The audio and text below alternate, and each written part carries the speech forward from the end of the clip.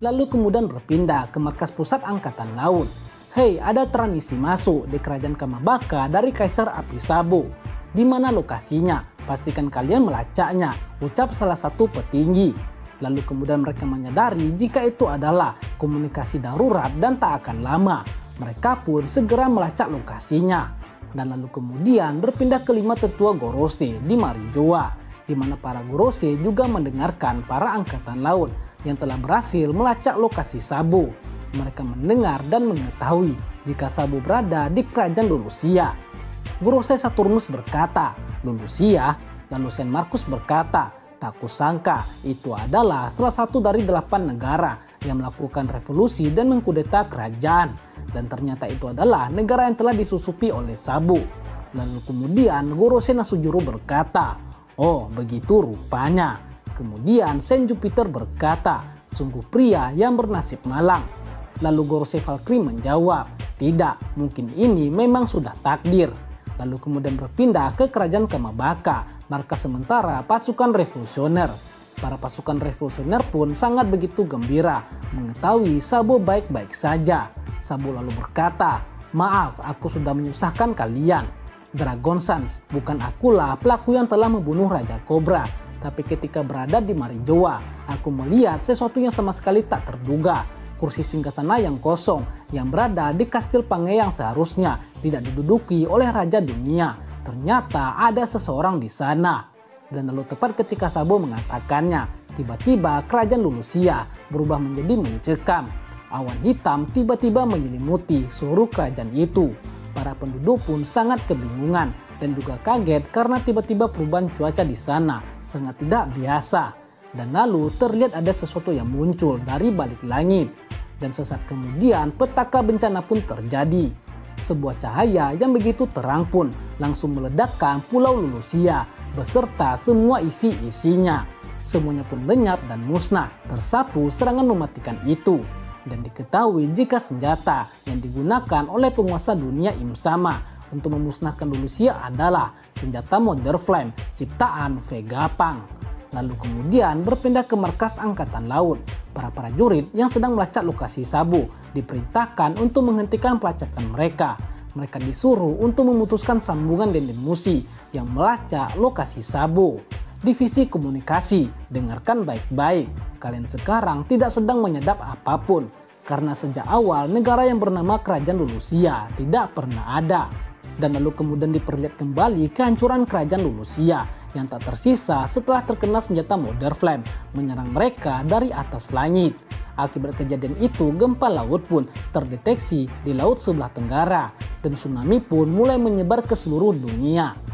Lalu kemudian beberapa hari pun berlalu setelah insiden lenyapnya Lulusia. Berpindah ke kapal Sanigo yang tengah berjuang di tengah lautan badai yang dipenuhi dan dikelilingi oleh monster laut. Jimbe yang sedang memegang kemudi mencoba melewati ombak yang begitu mengerikan. Tolong lipat layarnya, anginnya terlalu kuat. Nami, apa pulaunya masih jauh? Tanya Jimbe. Nami pun menjawab, seharusnya setelah ini kita akan tiba di pulau musim dingin yang ganas. Dan lalu kemudian berpindah ke Chopper yang sedang memakai topi caping pemberian utama di Wano. Robin lalu memujinya, wah Chopper, kau sangat menawan sekali. Chopper lalu menjawab, hehehe, selama ada topi caping pemberian utama ini, aku tidak takut dengan cuaca bersalju. Kalau begitu aku keluar dulu ya, ucap Chopper. Kemudian berpindah ke Luffy yang sedang berada di depan kapal Sanigo. Hai Nami, apa itu? Tanya Luffy yang sedang menunjuk ke arah sebuah bongkahan bola air raksasa di depan mereka. Nami lalu berkata, itu adalah pusaran air hangat raksasa. Di sekitar sini pasti ada bongkahan air yang terhangatkan oleh sesuatu lalu terdorong sampai ke atas, ucap Nami. Nami lalu berkata, Jimbe segera menghindar, kalau tidak kita akan terhisap ke dalamnya. Tapi tiba-tiba kemudian Luffy melihat ada seseorang di dalam pusaran itu. Hei, tunggu dulu, ada seseorang di dalam air. Para nakama pun tak percaya, mana mungkin, memangnya itu manusia ikan. Dan kemudian Sanji berkata, tidak, Luffy benar, aku bisa mendengar jeritan seorang gadis. Lalu kemudian Zoro berkata, ya kita tinggal belah saja untuk memastikannya. Sanji lalu berkata, "Awas kau Marimo, jika kau sampai melukai gadis itu, maka kau akan kucincang." Lalu kemudian Zoro pun menebas pusaran itu dan membelah pusaran itu menjadi dua. Tapi tiba-tiba Chopper keluar dari dalam kapal. "Hei kalian semua, ada keributan apa ini? Lihatlah aku. Aku adalah Dr. Chopper bertopi caping." Dan karena anginnya sangat kencang, Chopper pun terbang terbawa oleh angin. Semuanya pun sangat panik ketika Chopper terbang ke atas langit. Luffy lalu cepat-cepat mengambil Chopper dari atas kapal, tapi Luffy malah ikut terbawa angin. Dan ternyata orang yang dilihat oleh Luffy di dalam pusaran itu adalah salah satu bajak laut generasi terburuk, Jewelry Bonnie, dengan bounty 320 juta berry yang berada dalam wujud anak kecil. Lalu kemudian Luffy menangkap Bonnie agar tidak terjatuh ke dalam laut. Dan lalu Bonnie melihat ke arah dalam laut yang dimana dia sedang dikejar oleh monster laut. Hush, aku selamat. Bagaimana dengan monster itu? Oh tidak, dia masih ada di bawah sana. Bonnie lalu mencoba memperingatkan nakama Luffy yang ada di kapal. Hei kalian semua, lihat ke bawah. Para nakama pun menyadari teriakan Bonnie itu. Hei, dia bilang lihat ke bawah. Dan betapa kagetnya mereka ketika melihat gigi-gigi raksasa sedang terbuka untuk melahap kapal. Apa itu? Ada sesuatu di bawah permukaan air. Ayo kabur Jinbe. Jinbe pun langsung membelokkan kapal dan berhasil selamat dari serangan monster itu. Apa-apaan itu? Ukurannya terlalu besar untuk ikan hiu. Selain itu tubuhnya terbuat dari besi, ucap Zoro. Jinbe kemudian berkata, "Hei kalian semua pegangan, kita akan jatuh ke laut." Dan lalu Jinbe melihat Luffy dan Chopper jatuh ke laut. Oh tidak, Luffy dan Chopper akan jatuh ke laut. "Franky, kuserahkan kemudi padamu, bawa kapalnya ke arah kami." Franky lalu mengambil alih kemudi dan langsung mengarahkannya ke arah Jinbe dan Luffy. Namun tiba-tiba hiu raksasa itu menembakkan rudal bawah air ke arah kapal Sanigo. Dan boom, kapal Sanigo pun terbalik, terkena hantaman rudal dari monster laut itu. Nami Sanji, Usopp, Robin, Franky, dan Zoro pun terjatuh ke dalam laut. Sedangkan Jinbe sedang berusaha menyelamatkan Luffy dan Chopper juga serta Bonnie. Setelah menyelamatkan Luffy dan Chopper, Jinbe ingin kembali ke kapal. Tapi karena arus laut yang sangat kencang, sangat mustahil bagi Jinbe untuk mencapai kapal dengan 3 beban bersamanya.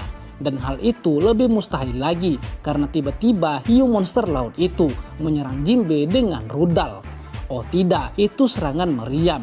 Kalian semua, kita akan menyelam ke dalam laut. Tarik nafas yang panjang. Jinbe pun berenang secepat kilat untuk menghindari serangan monster laut itu. Lalu kemudian berpindah ke kapal Sanigo yang mulai tenggelam. Karena arus yang sangat kuat menyebabkan kapal tidak kembali ke permukaan dan malah terseret arus laut. Dan monster laut itu pun kembali akan menghancurkan kapal Sanigo. Tapi tepat ketika monster hiu itu akan menyerang, sebuah robot raksasa tiba-tiba muncul dan menghajar monster laut itu. Lalu kemudian berpindah ke markas Angkatan Laut cabang J14 yang dimana Tashigi berada di sana bersama dengan anak-anak yang mereka selamatkan dari Pangazar. Di sanalah Tashigi merawat mereka semua untuk mengembalikan ukuran tubuh mereka seperti semula dengan bantuan dari Dr. Vegapunk. Dan ternyata markas Angkatan Laut J14 itu berada di sekitar Pulau Egghead atau tak jauh dari Egghead. Berkat obat dari Vegapunk, tubuh anak-anak itu pun mulai jadi mengecil dan kembali ke bentuk semula. Nah, di saat Tashigi sedang mengurus anak-anak itu, wakil Admiral Doll datang menghampiri Tashigi dan berkata, "Hei Tashigi, bisakah kau melakukan sesuatu pada bocah yang bernama Helmeppo itu? Dia terus-terusan saja menangis." Tashigi lalu menjawab, "Maaf, tapi rasanya tak ada yang bisa saya lakukan. Soalnya sekarang teman baiknya sedang tidak diketahui. Selain itu, Kolonel Koby juga senior saya," ucap Tashigi. Lalu kemudian berpindah ke Helmeppo dan juga Hibari. Mereka sedang menangis di depan Laksamana Muda Angkatan Laut, Prince Bruce, untuk meminta bantuan. "Kumohon Prince, bukankah kita semua rekan seperjuangan? Tolong selamatkan Koby," ucap Helmeppo dengan derayan air mata. Hibari juga demikian. "Aku mohon padamu Admiral Muda, Koby sudah banyak membantuku selama ini. Kumohon bawalah kami ke Pulau Bajak Laut untuk menyelamatkannya." Prince lalu berkata, "Itu adalah markasnya bajak laut tahu. Sedikit saja kita membuat masalah, maka para bajak laut yang haus darah itu pun akan langsung menyerbu kalian seperti kawanan lebah. Karena itulah tempat itu dijuluki sebagai sarang lebah. Helmeppo lalu menjawab, tempat ini kan dekat dengan Pulau Egghead. Kalau kita diperbolehkan membawa senjata serapim, maka kita bisa menyelamatkan Koby. Pringles lalu menjawabnya, kalian ini sudah gila ya, dinginkan dulu kepala kalian. Saat ini kita sudah kehilangan kontak dengan Distrike, tak ada yang bisa kita lakukan sekarang. Jadi tolong pahamilah situasinya, ucap Bruce. Lalu kemudian berpindah ke tempat Luffy, Jinbe dan juga Chopper, serta juga Bonnie yang telah berhasil mendarat di Pulau Egghead. Mereka semua selamat dan bersembunyi di salah satu gua di sana. Luffy lalu ternyata tidak mengetahui jika Bonnie adalah salah satu bajak laut seperti dirinya. Hah? Masa kau tidak kenal aku dan kau tidak tahu siapa aku? Kita ini sesama generasi terburuk tahu. Selain itu, aku juga ada di saat kejadian 2 tahun yang lalu. Luffy lalu dengan santainya menjawab, oh ternyata kau juga generasi terburuk ya. Maaf, aku tidak mengingatmu, ucap Luffy. Bonnie lalu menjawab, aku adalah musuh kalian, ingat itu baik-baik. Tapi aku berterima kasih karena kalian sudah menyelamatkanku. Luffy pun menjawab, tak usah dipikirkan Boggy. Anjing, Boggy nggak tuh? Nah, melihat kelakuan Luffy itu, Bonnie pun berkata dalam hatinya, apakah dia benar-benar seorang Yonko? Kemudian lantas Bonnie bertanya, ngomong-ngomong kenapa poster terbarumu seperti itu? Rambutmu menjadi putih. Dan asal kau tahu, berita di koran itu sangat heboh sekali. Dunia sungguh sangat gempar, ucap Bonnie. Luffy lalu menjawab, oh itu adalah wujudku saat menjadi bebas. Bonnie lalu bertanya lagi, tapi ngomong-ngomong bagaimana dengan teman-teman kalian? Luffy lantas berkata, mereka pasti akan baik-baik saja. Hehehe. Syukurlah kalau begitu, tapi tak kusangka aku juga akan bertemu dengan Jinbe, sang kesatria lautan, ucap Bonnie.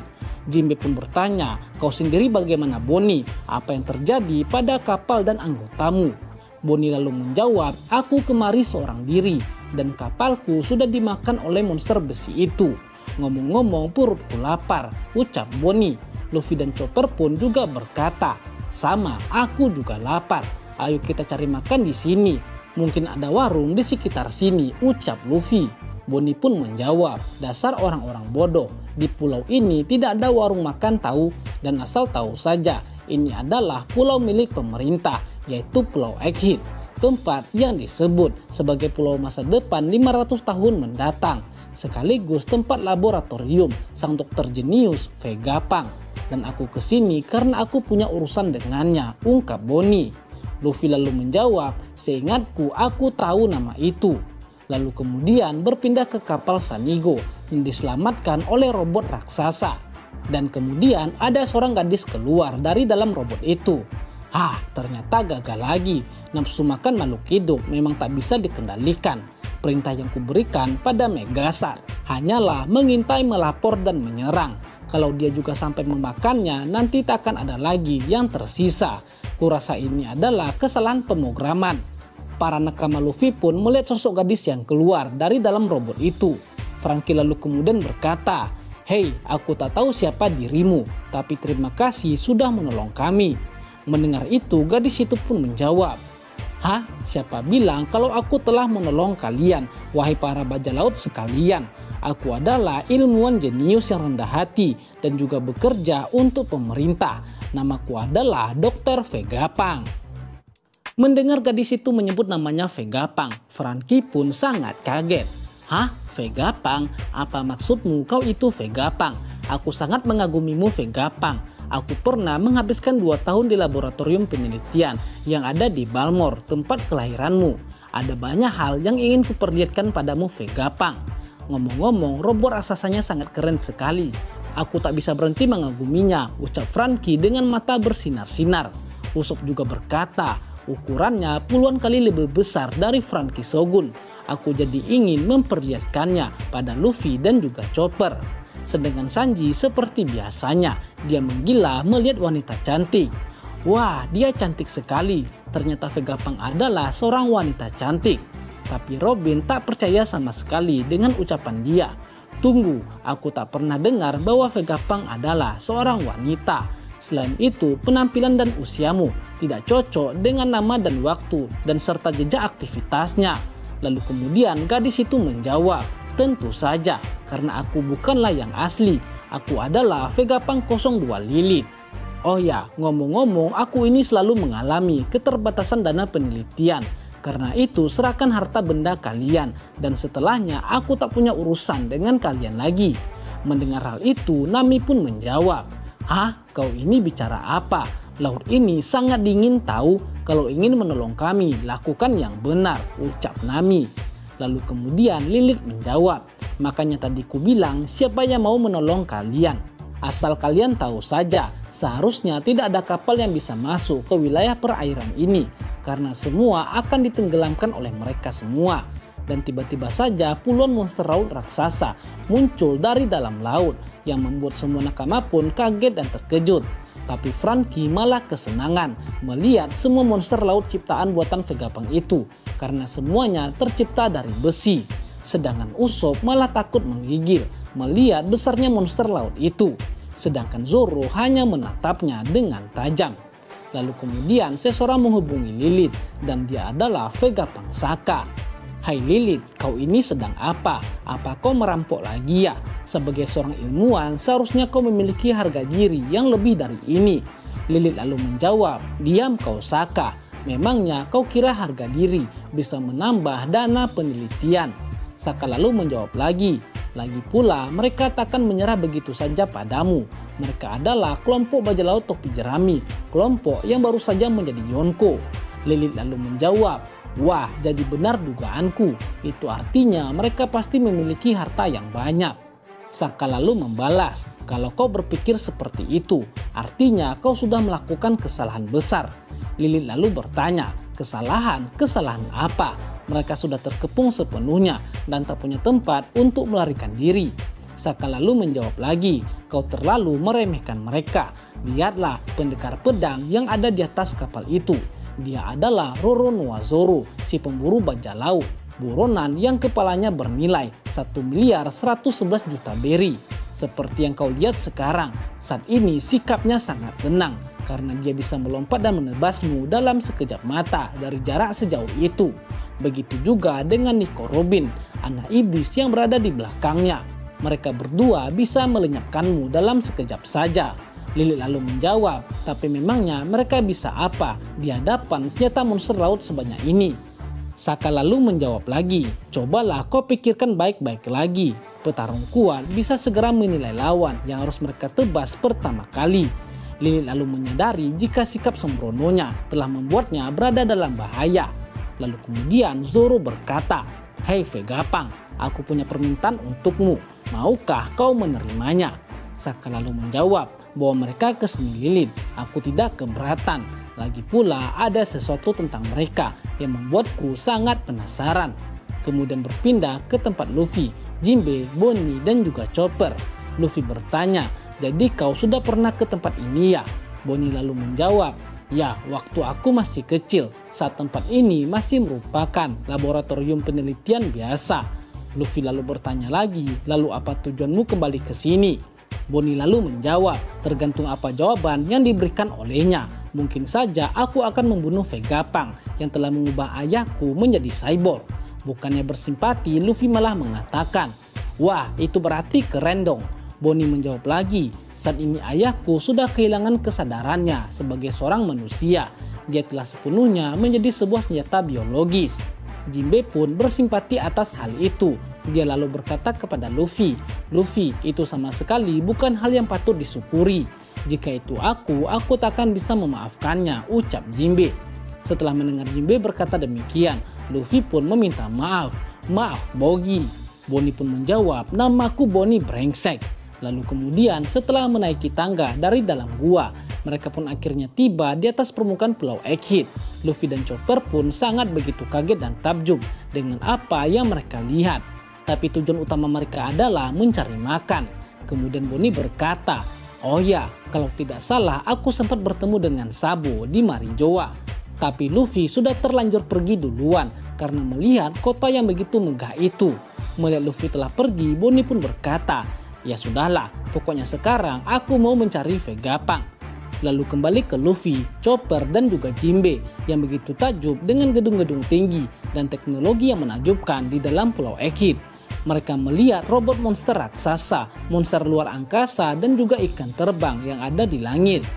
"Wah, tempat apa ini?" ucap Luffy. "Ini sungguh menakjubkan." Luffy pun ingin menaiki salah satu monster raksasa itu. Tapi ketika dia terbang, Luffy malah menembus tubuh monster itu. Seakan-akan monster itu hanyalah sebuah gambar atau cahaya. Awalnya Chopper dan Bonnie mengira Luffy dimakan oleh monster itu. Tapi nyatanya Luffy malah terjatuh karena dia tidak merasakan apa-apa dari wujud monster itu. Lalu kemudian tiba-tiba Bonnie melihat cookies buah-buahan yang begitu lezat dan sangat besar. Melihat makanan sebesar itu di hadapan mereka, Luffy, Bonnie, dan Chopper pun langsung menyerbunya. Jinbe pun sempat memperingatkan, "Hei kalian semua, tunggu dulu. Mana mungkin ada makanan yang diletakkan begitu saja. Itu pasti sebuah jebakan," ucap Jinbe. Dan yang terjadi adalah Luffy, Bonnie, dan Chopper pun tak bisa memakan kue itu karena kue itu juga merupakan sebuah hologram cahaya. Luffy pun sangat marah dan kesal karena merasa dipermainkan. Bonnie lalu menjelaskan jika itu adalah gambar 3 dimensi yang diciptakan dengan cahaya, sesuatu yang hanya ada di buku cerita bergambar atau cerita fantasi. Dan mereka pun menyadari jika makanan, bahkan semua monster yang tadi mereka temukan, ternyata itu juga merupakan hologram cahaya, yang artinya mereka ada tapi hanya sebuah gambar atau ilusi. Lalu kemudian tiba-tiba Chopper menemukan ada tombol-tombol dengan gambar makanan. "Hei, tombol apakah ini? Di sini ada gambar makanan," ucap Chopper. Namun Bonnie menjawab, "Sebaiknya hentikan saja. Di pulau ini tidak ada yang nyata satupun." Lalu kemudian Jinbe mengatakan jika dia baru menyadari jika padahal cuaca di perairan sekitar pulau itu sangat dingin. Tapi kenapa tempat mereka sekarang malah hangat atau panas? Dan lalu tiba-tiba datang Vegapunk Atlas dari kejauhan. Dia menjelaskan kepada Jinbe kalau benar ini adalah pulau musim dingin. Tapi sekarang tempat ini adalah pulau di negeri selatan. Itu karena mesin pengatur suhu pulau ciptaanku yang mampu mengendalikan suhu seluruh pulau ini dari dalam tanah. Melihat kedatangan Atlas itu, Luffy pun berkata, "Wah, tubuhnya sebesar Kaido." Luffy pun juga kemudian berpikir jika dia adalah hologram. Luffy pun langsung memukul Atlas tepat di perutnya. Tapi karena Atlas adalah asli atau nyata, dia pun langsung membalas Luffy dengan menghantam Luffy hingga sampai tersungkur. Bang! Dasar bocah kurang ajar. Luffy pun terpental mengenai mesin makanan otomatis. Dan lalu tiba-tiba sebuah hamburger pun muncul dari mesin makanan otomatis yang terkena tubuh Luffy. Melihat ada hamburger, Bonnie pun langsung mengambil dan langsung menyantapnya. Menyadari jika itu adalah mesin pencipta makanan otomatis, Luffy, Bonnie, dan Chopper pun langsung pesta makan di tempat itu. Semua makanan yang mereka mau pun langsung bisa dibuat dalam hitungan detik. Lalu Atlas berkata, "Aku senang kalau kalian menyukai alatku itu. Itu adalah mesin pembuat makanan otomatis. Selama bahan makanan tersedia, maka mesin itu sanggup membuat 500 makanan dalam waktu 1 menit. Tapi itu hanya bisa dilakukan jika mesin itu dibuat sesuai rancangan. Sayangnya aku kekurangan ilmuwan sehingga tak bisa memproduksinya secara massal. Sungguh sial sekali dan bikin jengkel saja," ucap Atlas yang sambil memukul monster hologram itu. Luffy dan yang lainnya pun sangat kaget ketika melihat Atlas bisa memukul hologram. Lalu Atlas menjelaskan jika dia memakai sarung tangan cahaya. Ini mampu untuk mengubah cahaya menjadi benda yang dapat disentuh. Lalu kemudian Jinbe pun bertanya kepada Atlas, "Jadi siapa kau ini sebenarnya?" tanya Jinbe. Atlas lalu menjawab, "Aku adalah orang yang bekerja di sini, sang ilmuwan jenius yang rendah hati, Dr. Vegapunk."